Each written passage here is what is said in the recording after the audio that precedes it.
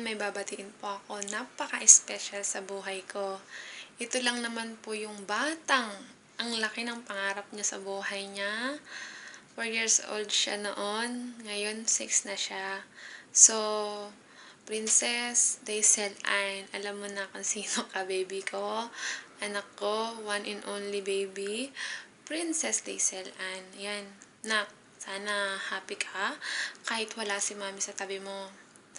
Nagtatrabaho si mami dahil din sa'yo. Sana wag mong isipin na umalis si mami, hindi ka love.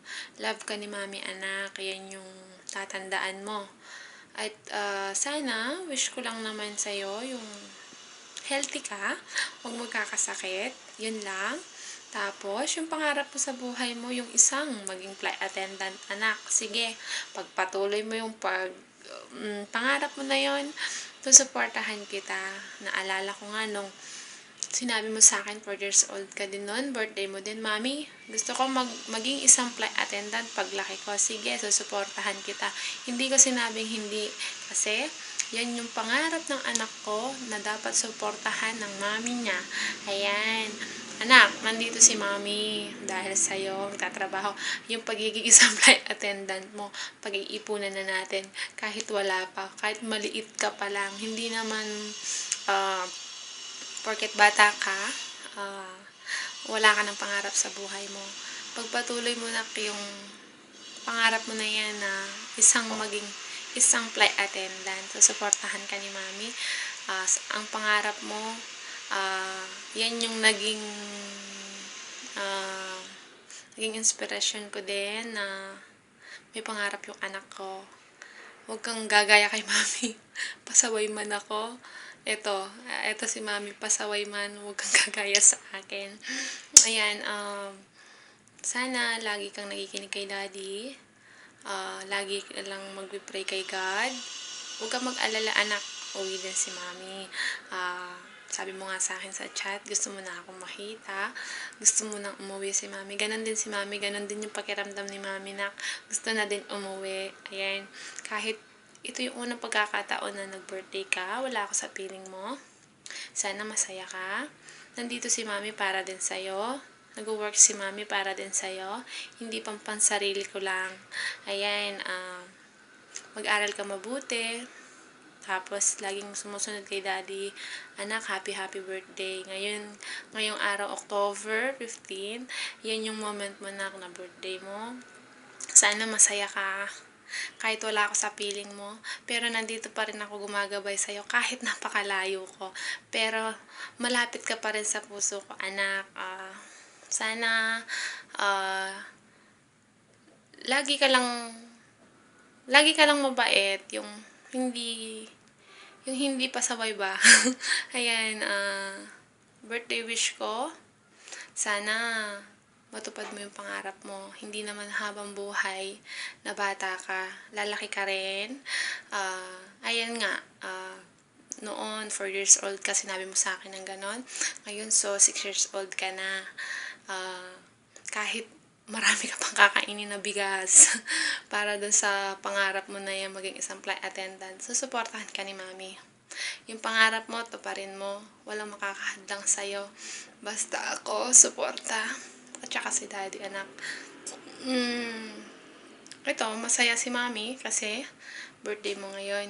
Pero may halong lungkot kasi nandito ako. Malayo ako sa tabi mo. Pero happy birthday, anak. Sana lagi kang happy kahit malayo ako sa piling mo. Pero gagabayan din kita kahit nandito ako. May kakausap man tayo sa Skype, sa chat. Sinasabi ko sa'yo, I love you, I miss you. Oo, miss na miss kita, anak. I love ka ni mami. Huwag mong isipin na umalis ako, hindi kita love. Love kita. Happy birthday, anak.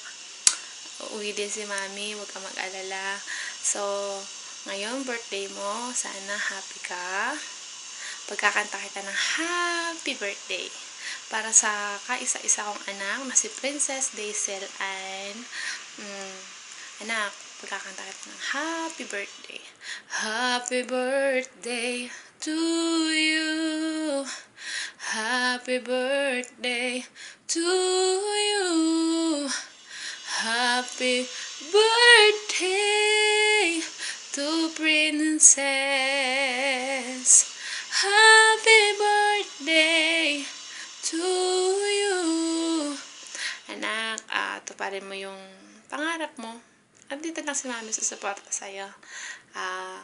Yan lang naman yung hinihiling ko, na lagi kang malusog, huwag magkakasakit kasi nandito si Mami, nasa malayo, hindi agad-agad makakauwi pag may sakit ka. Kung po pwede lang, liparin na lang, lakarin, pero hindi.